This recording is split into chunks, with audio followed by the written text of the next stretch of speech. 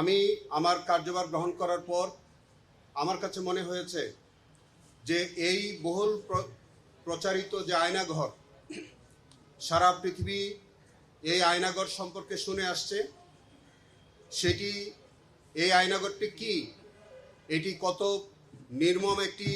Torture sell ছিল, সেটি জাতির সম্মুখে তুলে ধরার জন্যে এবং আমাদের বিচারে আমাদের মাননীয় বিচারপতি মহোদয়গণ শুধু আমাদের কথা বা কাগজে সেই বিষয়টি যাতে বিবেচনার না রেখে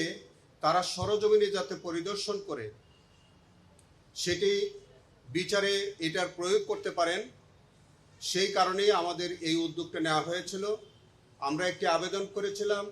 মাননীয় বিচারপতি মহোদয়গণ আইন অনুযায়ী আবেদনটি তারা মঞ্জুর করেছিলেন। আপনারা জেনে থাকবেন যে যখন কোনো ফিজিক্যাল ইন্সপেকশন হয়, এটি আমাদের প্রচলিত আইনে হোক অথবা রুম স্ট্যাটিউটের আওতায় হোক, সেখানে একটি মেমোরেন্ডাম প্রস্তুত করা হয় এবং তারা যে দেখে গেলেন অবজারভেশনগুলো তারা একটি মেমোরেন্ডাম আকারে প্রস্তুত করে সেটি জুডিশিয়াল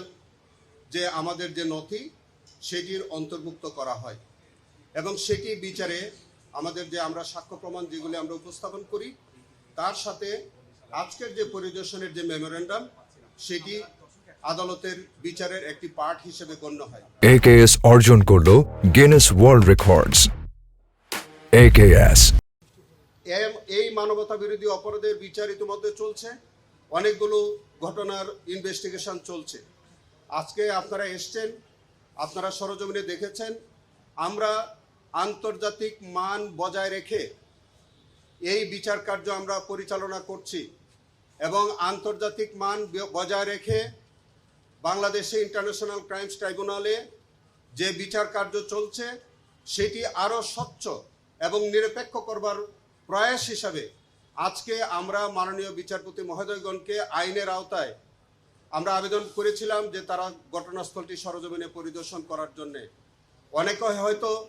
এই আয়নাঘরের বিষয়টি রূপকথার গল্প হিসেবে মনে করতে পারেন, কিন্তু এইটি যে কোনো রূপকথার গল্প নয়, এটি যে চরম বাস্তবতা ছিল, এইটি যে তৎকালীন সরকার এবং তৎকালীন রাষ্ট্র যে একটি ফ্যাসিবাদী রাষ্ট্র ছিল এবং যারা এই রাষ্ট্রটিকে পরিচালনা করেছিলেন তারা যে কতটা ফ্যাসিস্ট ছিলেন, এই আয়নাঘরের মধ্যে দিয়ে তাদের চরিত্র আজকে উন্মোচিত হয়েছে। আমরা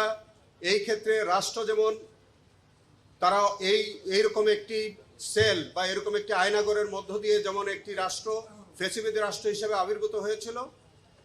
যে সরকার এই রাষ্ট্রটাকে পরিচালনা করেছিলেন, যে রাজনৈতিক সরকার সেই রাষ্ট্রটিকে পরিচালনা করেছিলেন, সেই সরকার এবং ওই রাজনৈতিক দলের দায় কোনো অংশেই কম নয়। সেই কারণে আমরা বিশ্বাস করি যারা সেই দিন সুপিরিয়র রেসপন্সিবিলিটি যাদের ছিল, যারা মাঠ পর্যায়ে ওই সুপিরিয়রের কমান্ড যারা কমপ্লাই করেছে মাঠ পর্যায়ে, এবং যে রাজনৈতিক সংগঠন যারা এই সরকারে ছিলেন, যারা এই ফ্যাসিস্ট রাষ্ট্র কায়েম করেছিলেন, যারা এরকম অমানবিক ঘটনার জন্ম দিয়েছিলেন, মানবতা বিরোধী অপরাধ সংগঠনে সহায়তা করেছিলেন, প্রত্যেককেই আমি আইনের আওতায় আনা উচিত বলে আমরা মনে করি। এবং তার লক্ষ্য নিয়েই আমাদের প্রসিকিউশন টিম, আন্তর্জাতিক অপরাধ ট্রাইব্যুনালের প্রসিকিউশন টিম